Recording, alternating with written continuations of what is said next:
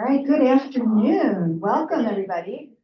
Welcome to our Spring 2024 Dr. Melvin L. DeFleur Distinguished Lecture.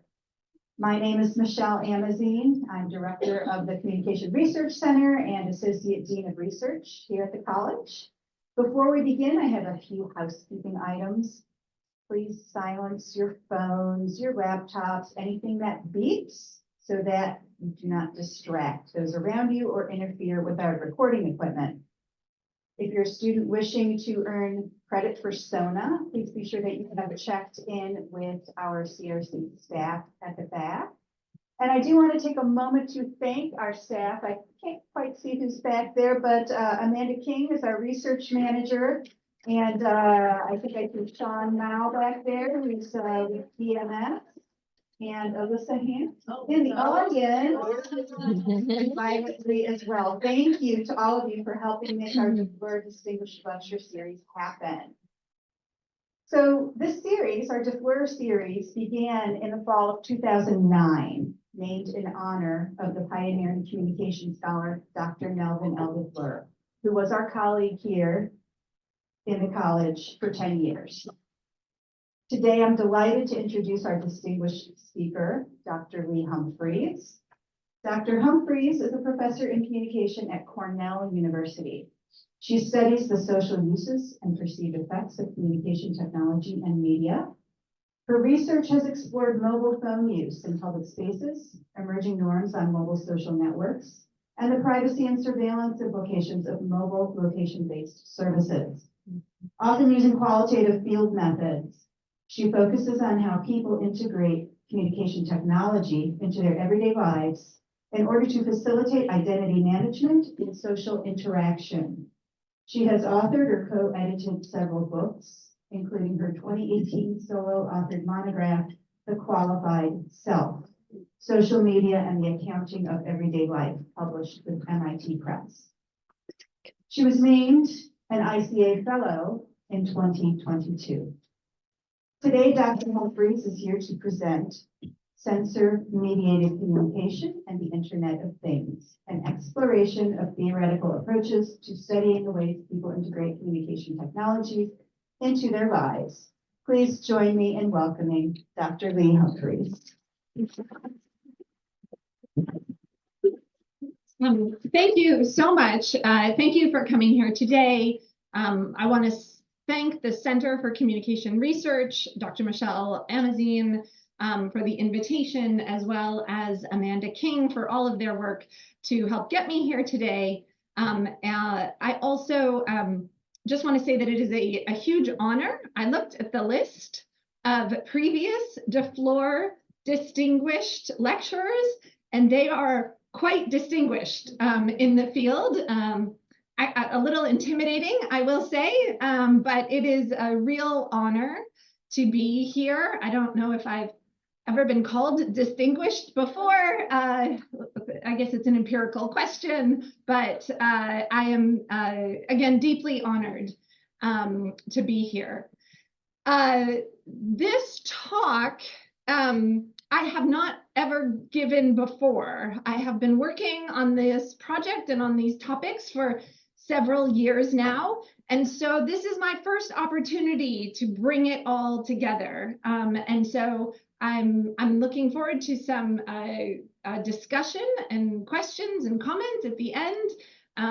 Most of it has been published, which makes me a little bit more secure going into this talk. But I haven't had the chance to put it together. So I thank you for that opportunity.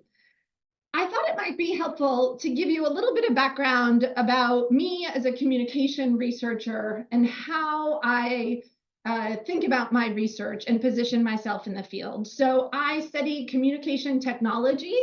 As Michelle said, in particular, I study it in our everyday lives. But my training was in media and cultural studies at the Annenberg School at UPenn. I've been at Cornell now for almost 16 years. And one of the really interesting similarities between UPenn and Cornell is that they both have science, technology, studies departments. So these are departments that are specifically studying various kinds of technologies, often from a historical perspective. And so the STS literature has very much shaped the way I think about communication technology. And so I'm going to use the terms communication technology and media technologies relatively interchangeably today, but I did want to give you a definition of what I mean by media technologies.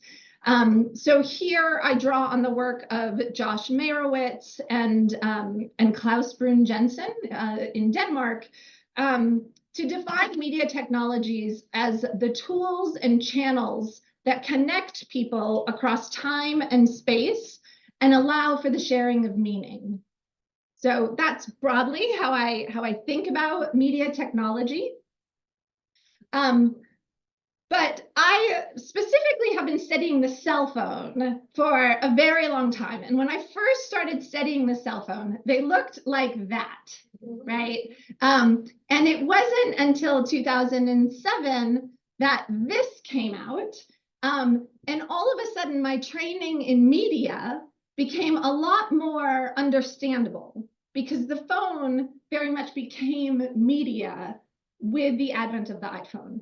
And so I didn't, for the first 6 years, I was having to justify why I was studying the phone in a media department. And so the iPhone came out and it really helped me be able to communicate about my own work. And in particular, part of what this calls our attention to is the materiality of the media technology itself. And, you know, it's kind of funny now, we still call these things phones, despite not actually using them to make phone calls almost at all, right? So it's this interesting question of when will we stop calling it a phone? But for now, we still call it a phone and we take it everywhere with us. But it is an interesting question about media materiality and, for me, mobility. And you could also, of course, think about the newspaper as a kind of mobile media. We don't often refer to it as such, but of course we know everyone's getting their phones out to read the newspaper right now. But even prior to that, the newspaper was always something you could tuck under your arm, you could take with you on the bus or the train. And so it has always largely been a mobile media. In my research, there are 3 broad theoretical frameworks that I use to situate and think about communication media technology. The first is called ordinary studies, and it sounds like a funny name for a body of literature, but in particular, I draw on Ben Highmore's work.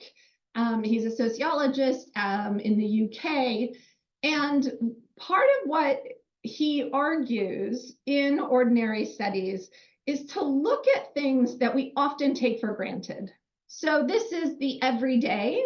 This is the way that everyday routines and practices and rituals are often connective, right? They bring us together either in family units or in organizational units.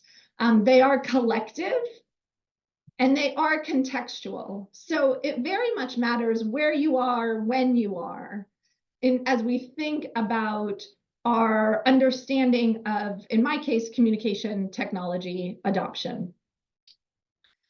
Very often in my work, it's not just studying things once they have become ordinary, but it is the process of becoming ordinary that I study. So most of what I study is very new technology.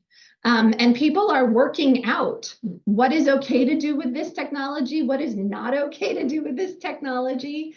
And so that notion of becoming ordinary is another important aspect of how I think about what my work helps us to do.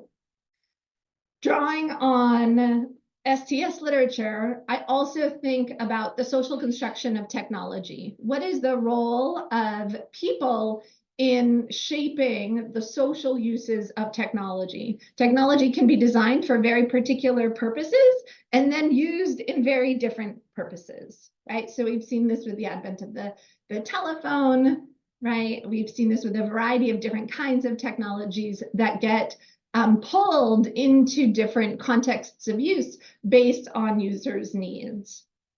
And then the third broad area is around notions of media practice. So media practice is the study of activities, uses, structures, and conceptualizations of and surrounding media. So this means to study a media artifact means you study the various things surrounding that media as well, not just the artifact itself. And that's drawing on Nick Coldry's work. So my previous work, as I mentioned, has focused a lot on mobile phones, social media, and space. I've always been interested in space and how media technologies, particularly the mobile phone, shapes our understandings and our practices in space. So once you start looking at mobile phone apps and space, inevitably questions of surveillance and privacy arise. So I've been studying that for a long time.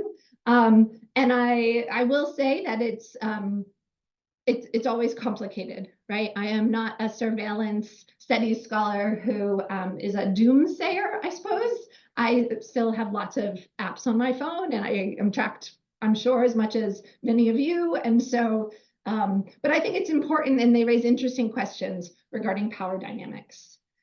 I've also done a lot of work around social media. Again, once the phone evolved and became the primary ways through which social media was produced as well as consumed, it kind of became an obvious topic for me to study. So in that work, and I'll talk about it a little bit more, I've done a lot of work thinking about the ways people use social and mobile media to express themselves and their identities, the ways that gender shapes the different kinds of ways that people use social media. And I've also done historical comparative work where I think broadly about what media are social. So what kinds of historical examples can we see in media being social that help us to understand contemporary social media? So to do this, I have done things like compare baby books and photo albums and even diaries to things like Twitter and Snapchat and Pinterest and Instagram. And so broadly, I think about media technologies, not just as contemporary artifacts, but as historical ones as well. And so when we think about these questions, we can think about the ways that different, dare I say, affordances of the media shape the way we use it. So we don't have to write on the lines in a journal. We could write this way, right? It might be kind of hard to read, but we could do that. Instead, we take the lines as an opportunity to help shape the way we communicate. In old diaries, we don't have to take the date that's printed at the top as you have to write about the things that happened on that date, but we do. We do use those kinds of material affordances of the diary in this case to use it in particular ways. Briefly thinking about baby books. I know baby books is a weird media technology to think about, but there's this wonderful archive of baby books at UCLA. And one of the really interesting things I think about baby books is that the people who create them are not themselves, right? Are not the subjects of it. So we see this a lot, of course, parents online sharing about their kids. Interesting thing about baby books is that they are almost always for first children. I don't know how many first children we have in the room. I was a third child. I have a book. It is pretty much empty. And baby books are also almost always incomplete. You never get to the end. You never finish the baby book, right? You might read it, but as the writer, once they start walking, you're just running after them. So really interesting tensions around baby books. One of the things that we know is that when baby books, when infant mortality decreased in the early 20th century, the ways that people wrote in baby books shifted. So that mothers most often wouldn't say baby fell down the stairs, baby fell off the bed, things like that, right? Because all of a sudden children were now precious. And what you said about your baby reflected you as a parent. Whereas previously, whether the child thrived or did not was not a reflection of the parent, right? It was a characteristic of the child. And some children were frail. And when there were frail children, sometimes they would die. And it was so much more common that you saw how this shaped the way that people would write in baby books about their children. So it's just to say that the context very much shapes the content of how we document our lives and the lives around us through media technologies. So these are some of the fun things that I have looked at in my work. So previously, you could argue that my work looked at what does it mean to look at media communication as technology? How do we think about the fact that people could write in the margins of diaries as a way of sending it back and forth, that such that the diaries were not necessarily like what I think of as a contemporary diary, like, dear diary, today I fell in love with, and it has a lock on it and I don't share it with anybody and it's just for me, right? That's not what diaries used to be. People would come and visit and you'd say, hey, let's go through my diary together, right? It sounds crazy, but what the diary was, particularly for women, was a general accounting of things that were going on in the household. This happened, I paid this much for corn, we went to church, we so-and-so visited, right? And so you would share it as a way of maintaining social relations. Kind of like when I would talk to my mom on the phone and she'd be like, well, what are you up to? I'm like, well, I went to dinner and then I have this exam coming up and then I have this thing, right? We share the details of our lives to reinforce our social connections with intimate others, right?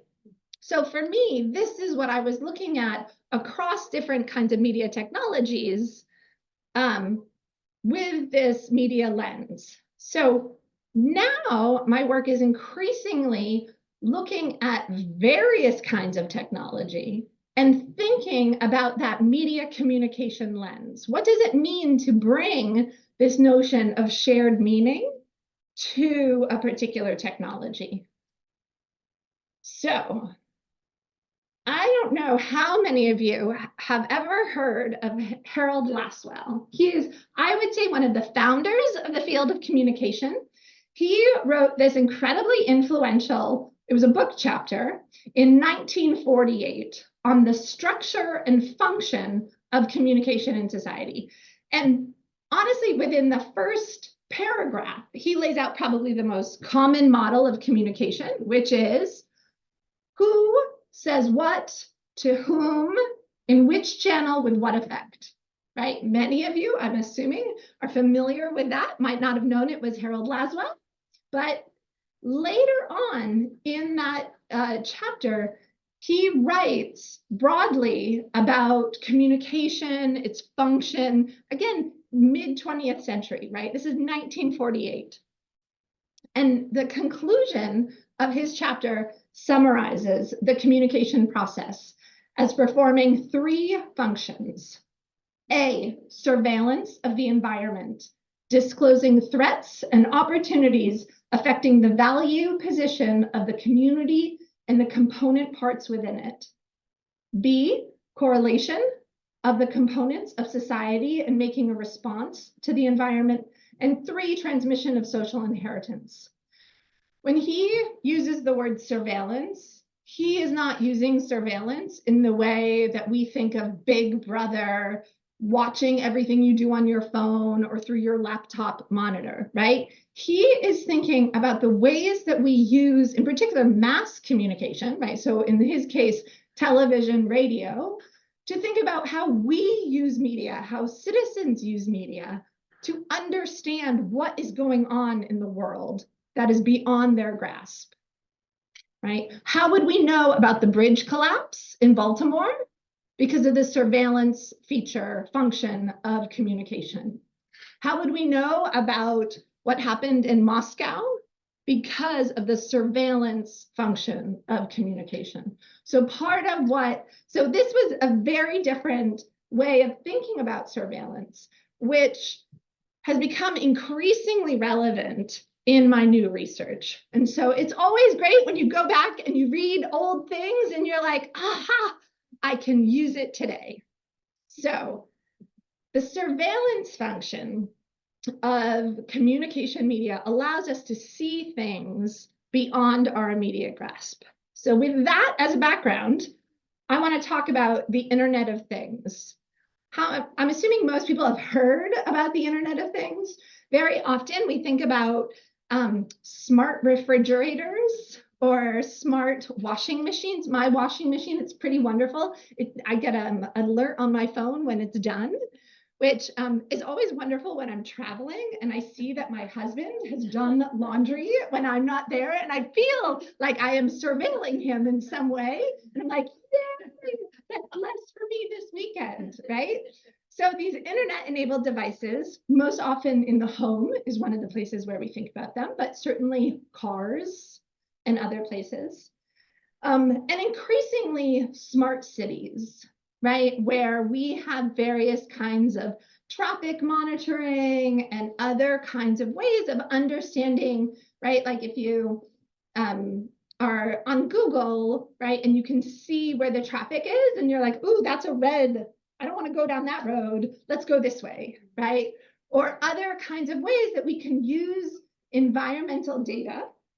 Sometimes it's streetlights, sometimes it's traffic patterns, sometimes it's air quality. There's a variety of different ways that cities in particular are becoming more smart and incorporating different kinds of internet-enabled sensors and devices into our built environments, right? I know, for instance, I don't know if you have it here at BU, but at I think the faculty put up a big fight, but there was something where if you would have an app on your phone and when you came into the classroom, it would track you as having been there or not been there, right? So we use clickers, like we'll put up polls and we'll kind of use clickers as a way to take attendance and make sure people are where, and this was this automated solution, which would just automatically track if your students were actually where they were supposed to be in the classroom. And we were like, no, please, no, thank you. We'll just rely on paper and pencil and check people off. But there is this move towards more automated systems to be able to track people, track resources, et cetera. So as someone who has done a lot of work on the production of space and technologies, smart cities has always kind of been in my orbit of research. But I don't know if any of you have actually been to Cornell. Has anyone been to Cornell? Yeah. So it does not look like Boston. No. It looks like this. So on the right is what is Cornell, is an overview of Cornell. And I'll just say on the, on the left is Cornell. And on the right, this is, I don't think I've ever shown this before, but this is an aerial photo of the farm that I grew up on, which is about 2 hours away from Cornell in upstate New York. So that's my house. That's my dad still lives there. And so much of upstate New York looks like this. So it does not look like a smart city, right? So one of the things that has happened recently is that the National Science Foundation, which funds a lot of research, created a new program which they entitled Smart Communities. And it was the first time they had ever distinguished communities from cities. And it was the first time I could ever see my own work now based on where I lived, being able to participate in the kind of research that they were really interested in funding.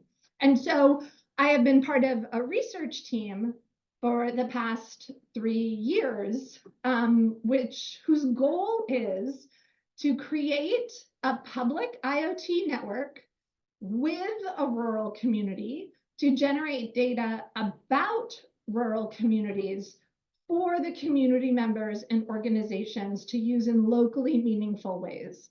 There are tremendous reasons why you would want to collect data about particular places and environments. And so part of what we are doing, and I'm working with a team, this is our team of PhD students and faculty from mechanical engineering to systems engineering to policy analysis, to begin to think about why a community like Ithaca, New York, or Geneva, New York, would be interested in how they could think about using these kinds of sensor networks in ways that enable privacy and help the community identify ways to leverage data to help make their communities work better. So what we've been doing is to focus on what we're calling municipal infrastructure, which is, again, is not something that we typically think about from communication research, right? But I'll get you there, I promise. And so for us, the technology that we're specifically using is called low power wide area networks. So there's no 5G in Ithaca, New York. I don't know if there will ever be 5G in Ithaca, New York. I would like to think, but there won't be, right? Because the infrastructure that 5G requires is not worth the investment in a town like Ithaca with a population of 30,000. So we likely will not get 5G, at least for a very long. I got here and I got off the plane and I'm like, oh, 5G, hey, look at that. We don't have it, right? And I don't know if we ever will. And there are definitely dead spots where you just do not have coverage, right? And so what this network relies on is radio frequencies to be able to send messages. So even if you don't have cellular or Wi-Fi, it can still transmit messages and it can still transmit data. And so the way to kind of think about these they are low power, low range. Sometimes they're called LoRa, as opposed to LP, low power, long range. So the long range is really helpful in places like Ithaca, where the distance is quite a bit bigger. Like people will live miles and miles from each other. It might take the same time that it takes you to get across the river, right? But in that time, we go significantly further distances, right? We have a significantly less population dense community. LPWAN networks are also relatively cheap, and they have low data rates, which means there is no watching Netflix on these, right? This is around sending numbers, ones and zeros, and you send them at slow rates, which means you might send messages every minute or two, right? It's not like cellular, which has a high data rate, and they're sending lots of information. These are like every 2 minutes. And so you think like, what on earth would you want every 2 minutes? You could imagine something like temperature. It's not going to change drastically from minute 2 to minute 5, but it's in that aggregation over an hour where you can see changes, right? But you don't need high data rates to transmit temperature, for example. So for my work, what I'm really interested in is how do various people in the community articulate their values and assumptions about how on earth this technology might help them? What are the challenges and opportunities to do this kind of community-based design? And then what are the implications for rural community-based IoT for wider discourses about sensor networks? So to study this, we did it was a multi-method study where we did participant observation of how companies who sell these kinds of technologies were talking about what they could do. We did semi-structured interviews with people who were in the industry trying to promote this kind of technology. And then we did community-based participatory research workshops in particular in Geneva, New York. And we did one for agriculture. So people who, small business owners who were in the agriculture industry. I will say by agriculture, a number of them were from wineries. So we're in the Finger Lakes, and there are tons of wineries, if you ever want to come visit. Tons of wine. So agriculture included vintners who were very interested in thinking about how these technologies could help them. And then we also held workshops. That's what the wine glass is. I don't know if you can see that. I took pictures of we had them like making notes and drawing ideas and all these things. And so that's what the wine glass is for. And we also held workshops with municipal leaders, educators, and people from the nonprofit sector to think about how they could each benefit from a network like this. So based on these findings, we found that there were multiple ways that IoT networks were being socially constructed. Forget about the technical, just the social, right? And the two main ways was that there was communication about the sensors, and then there was the communication that occurred through the sensors themselves. So communication about sensors, and I hope this feels resonant when I talk about it. This notion that IoT is really ambiguous. It's really hard to understand what exactly it is. So Patrick, who works in the industry, says, IoT's biggest strength is also its biggest problem. It's so broad and so versatile, and it can be used for anything. But by nature, it doesn't have a specific application that it can be tied to. And so it's this weird kind of ambiguity that makes talking about sensors kind of hard. Another theme that came up, which is kind of, again, not surprising, but this notion of long-range, wide area networks is really unclear to most people. It took me almost a year to be like, wait, what can this do? What is this really doing? And this is a quote from someone in the field, Thomas, who's a huge advocate. Like, he's built his whole business around this. And he goes, engineers are lousy communicators. If I could change one thing about LoRaWAN, I'd change the bloody name. That name is the worst name in the world. If you read the technology presentations of the Things Network or the LoRa Alliance, these are organizations which are working to promote the business of these networks, it's all gibberish to anyone who's not inside it. It's just not clear. And I don't think it's a lack of clarity of thinking by the people who are doing this, because they're doing their stuff and that works. But it's a lack of understanding on the other side of the channel, the receivers. And again, so like these notions of the ways we talk about the sensors are incredibly confusing, and they don't make sense to most people, including me for a very long time. So one of the ways they do this, or they get around this, is to communicate about what are called use cases. So they use examples or use cases to navigate the purposeful ambiguity of IoT. So I'm going to give you some examples. So examples of use cases of what you could do with sensors, right? So TCAT is the Tompkins County something transit or bus system. I don't know what it is. But you could put a sensor on a bus, and no matter where it drives, even if there's no cellular service, you could figure out, again, every 2 minutes where that bus is, right? Another way that they've been using sensors is for electricity monitoring.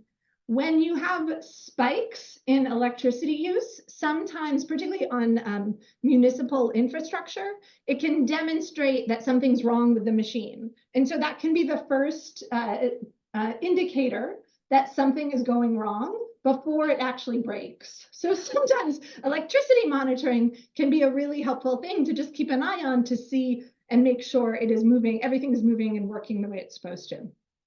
In Ithaca, New York, in upstate New York, we get a lot of snow. And so road surface monitoring is another way that we have used sensors to know where do we need to deploy the plows. Solar farm monitoring, food cabinets. The things that you do with food cabinets is you hook up weights to the underside of the shelves so that when it's empty, you know you have to go refill it. So it's not tracking necessarily who comes when they come. It's just tracking a general weight so that over time, oh my goodness, we have to go right now. It's empty, right? Because when it comes to food and food insecurity, particularly post-pandemic, these kinds of infrastructure are incredibly powerful. And then well monitoring becomes a really interesting thing. Water wells. So many of us in upstate New York are not on municipal water, but have wells. And the things about wells is you have water, you have water, you have water, and then you have no water, right? But the funny thing about wells is that that's a slow decline, but you just can't see it because it's underground, right? So if you had a sensor under there that could track it, even once a day, it should be plenty. Oops, sorry. So these were the kinds of use cases that we use to communicate about what sensors are and what they can be. So we went to the community and we said, what are some challenges that you think we might be able to use sensors for?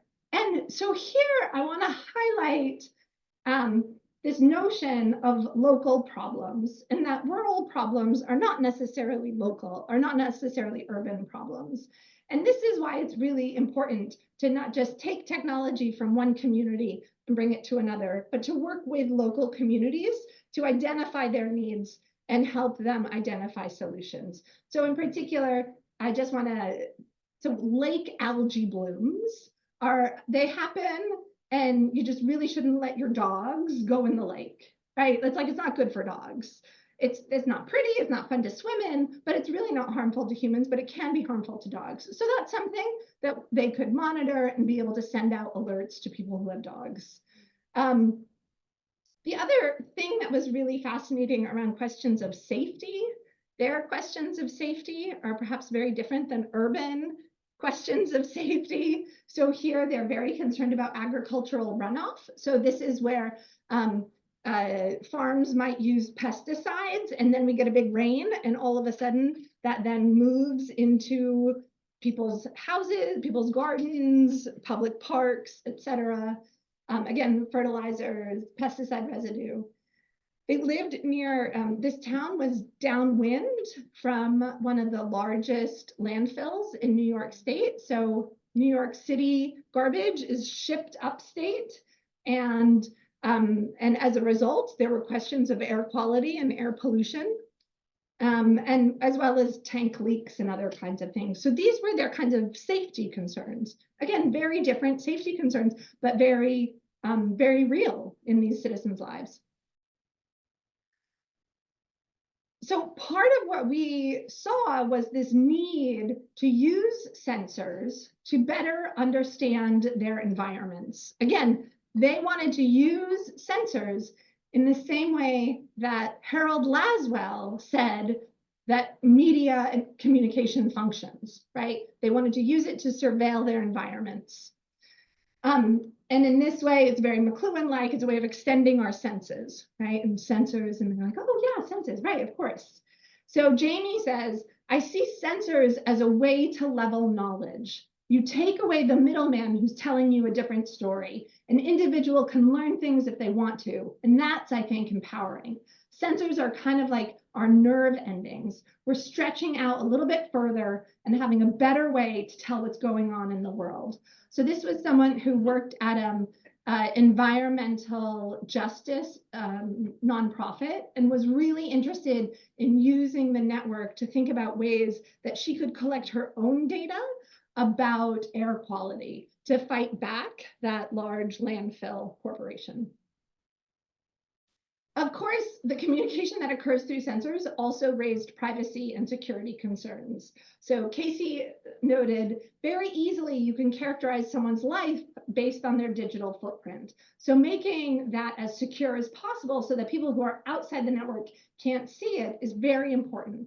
And then sort of blinding it to not attach data to certain people. So here, again, as we think about road monitoring or other kinds of monitors, making sure that if we collect data that might involve human subjects in some way, again, you can think about electricity use. If you saw my electricity use of my house, you would know when I go to work, right? Because I wake up, lots of electricity use, no electricity use, or significantly decrease, right? And I go to work, I come home, get the kids, we do the same thing Monday through Friday, right? And so you can see those kinds of patterns in something that's called electricity that does not involve my face, it does not involve my email address, my phone number, my social security, all the things that we typically think of as personally identifiable information. And yet I am a collateral data subject. You can learn a lot about me without having any data about me per se, right? So thinking about ways that we can secure this, blind this, etc.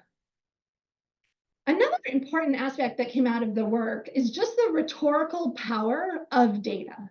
If you say you have data, you have power. And citizens felt this, municipal members felt this. The town supervisor, he says, the biggest check I write is to the electricity company, right? And he was like, if I could lower that check, I would be the hero of the town, right? And so part of thinking about how he could use electricity data to check or maybe audit to make sure the electricity company wasn't overcharging, which we know, at least in New York State, they have. There was a class action lawsuit which demonstrated that they had been, whether or not it was intentional or not. Part of the reason we learned about it was through these kinds of sensor networks. And so there is this allure of data to solve community problems. We were at the Boys and Girls Club, and they had this huge initiative around how, around getting kids out and getting them healthy, right? And they're like, let's put monitors on the swing sets so we can show that kids are using them more now than they did before. And it was like, okay, and what happens when that data shows that there are people on the swing set at 2 in the morning?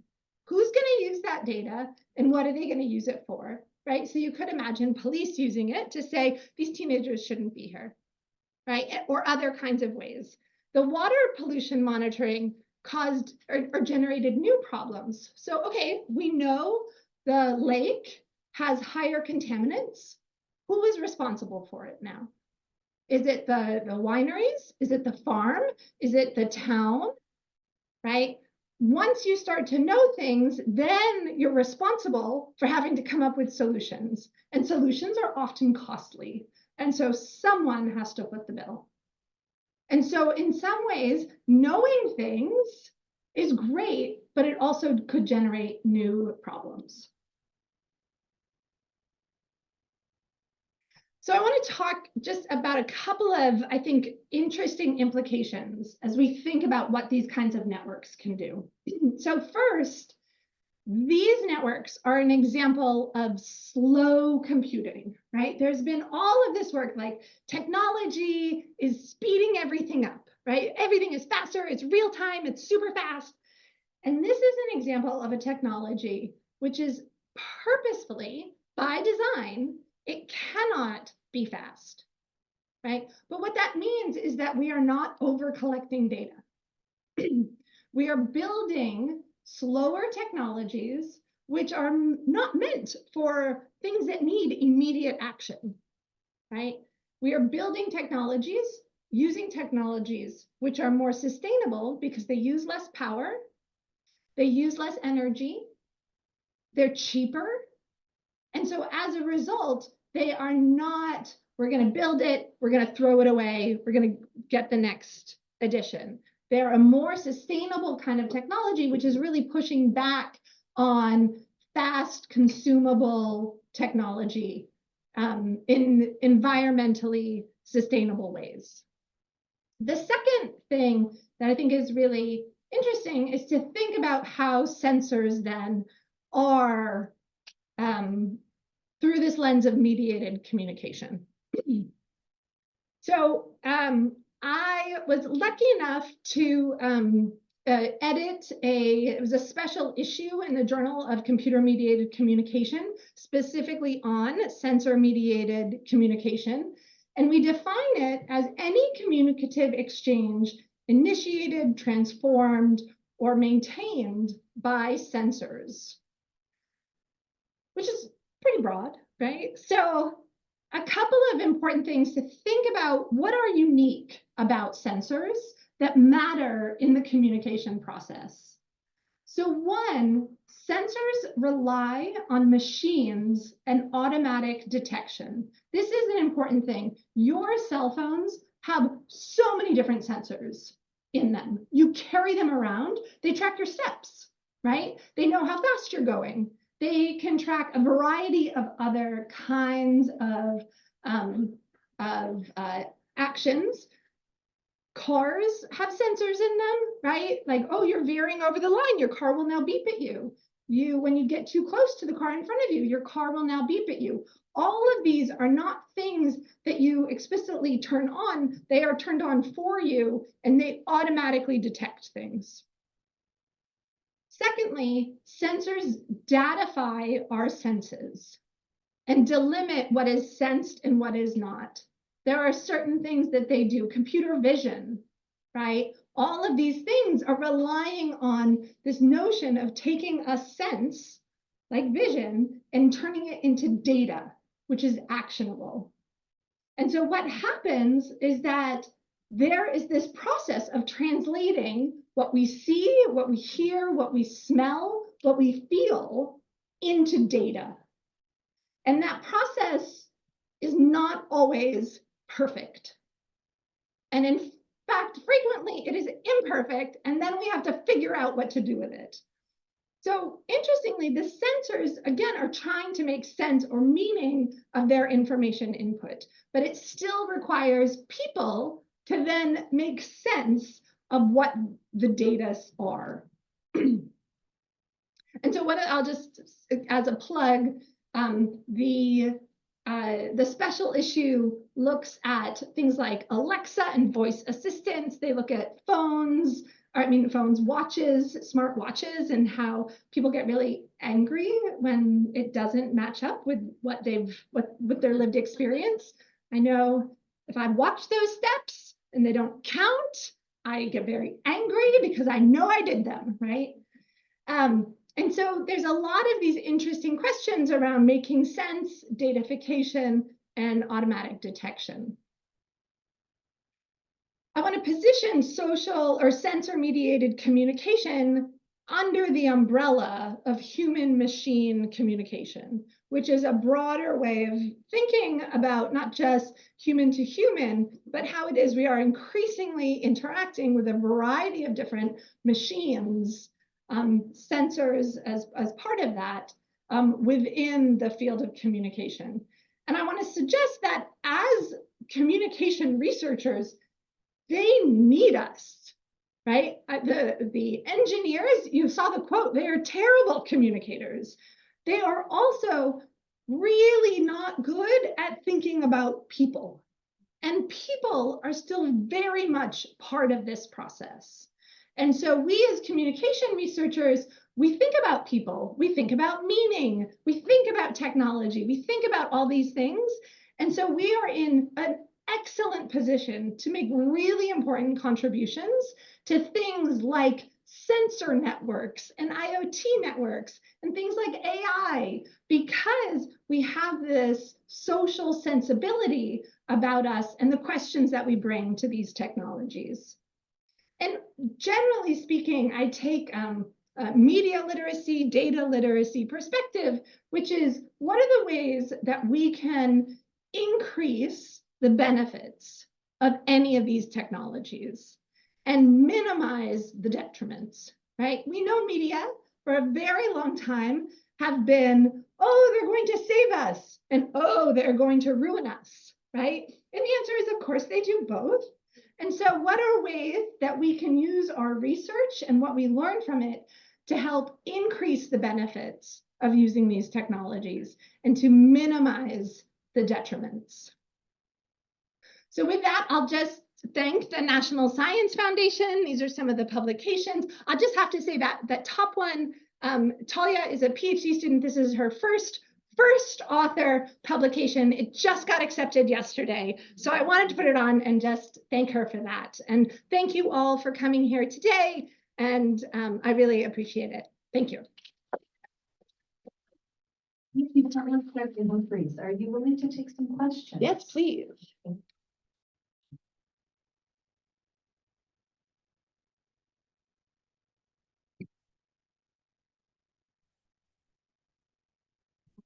Thank you so much for being here today. I have a question that's more about your study rather than today's lecture. You mentioned at the very beginning that by the time you were studying cell phones, they weren't that market things. And this may be a dumb question because I was born like 2004. So I do not know what it was like for you when you began your studies. But how did you know that this thing's going to thrive? How do you know this is going to make importance? And is there some tricks to it? Like, is there some technology you see today, just like cell phone back in like 20 years ago, that's going to thrive later, but we just don't realize it now? Yep, that's a great question. It's really kind of embarrassing. I study things that I don't get. I'm like, why do people do that? That's so weird, right? Camera phones.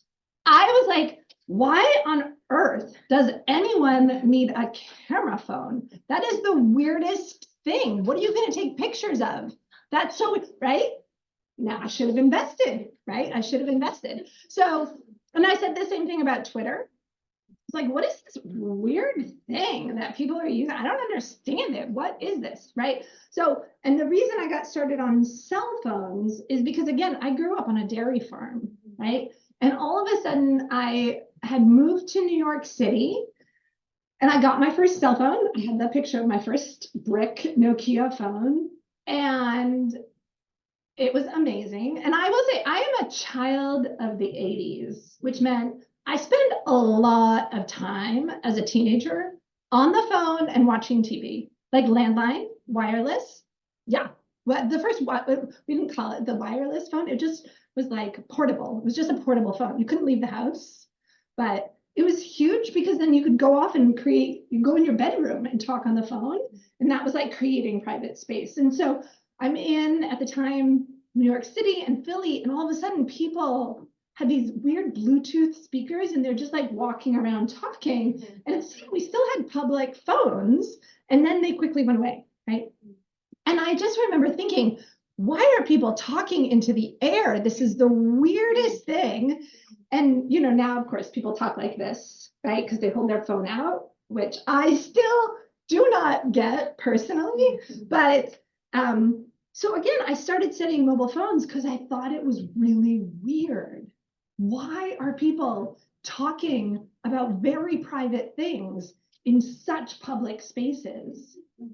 And they're okay with it, right? And so for me, it's just like this general curiosity in humans and the weird things that people do that, again, eventually become commonplace, right? So I don't know, I wouldn't say I have a trick, but I look for weird things. Yeah. Thank you. Other questions? Sorry. Hi, thank you so much for being here. I also come from a rural community in the Central Valley of California. My mom actually implemented a sensor on a running trail once that can count how many people have used it. People did not respond well. They were not very welcoming of that data.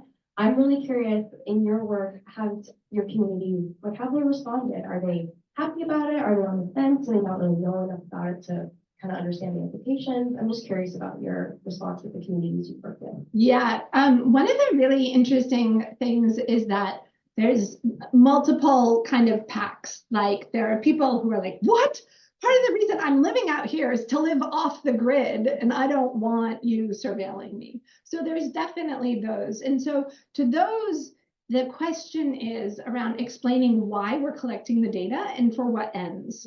Because you don't want to just be collecting data for no reason, right? Then that's not really sustainable technology, right? And so part of what we do is to understand what the needs are so that we can design for them. And part of that is also around communicating what this is. One of the things that's happened, and it's actually, we talk about it in the surveillance working groups, is if something looks like a camera, even if it's not a camera, people get really spooked by it. So there was this example of this, it was to study flood monitoring. And so it's this LiDAR, which shoots down, and if there's water on the road, it will bounce back faster, right? And so, but it kind of looks like a camera. And so people freaked out that it was a camera, even though it wasn't a camera. It was just measuring the distance from the LiDAR detector to the surface. That's all it was doing. And yet people were like, hey, what is this? You know, and understandably so, right? Ironically, of course, they're carrying around with them these devices, but from a municipal perspective, there's a lot of trust building that has to go on, which is in part why we were working with the community. And we were working with both the city as well as nonprofits, as well as small businesses to spread the word that we're trying to do this and understand what are their concerns before you build it. Because you don't want to put a LiDAR detector out there, LIDAR, not LIE. Anyways,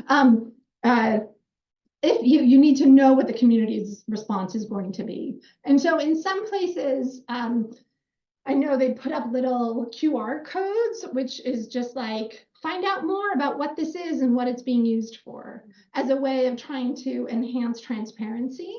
And then the other thing that we've been doing is trying to think about ways we can use the data and share it back with the community. So it's not just the city who has it. The good thing about working in rural towns is that you often have personal relations with the government, right? It's like Tony, right? And he lives over on Hillcrest, and like we see him at the grocery store. And so there's significantly higher levels of trust in municipal governments, I think, in small towns than there are in big cities, which facilitates these kinds of exchanges. But we're also working with schools so that students in those schools can use the data to learn about statistics and other kinds of STEM-related fields, because local data will make it more meaningful for them to think about, oh, what could I do with data science? Yeah, thanks. All right, so it is almost 4:30. If you have another question, and even if you don't, I invite you to join us upstairs in Tom 209. We have refreshments, free food, free drinks. So please join us. Let's give a wonderful hand to.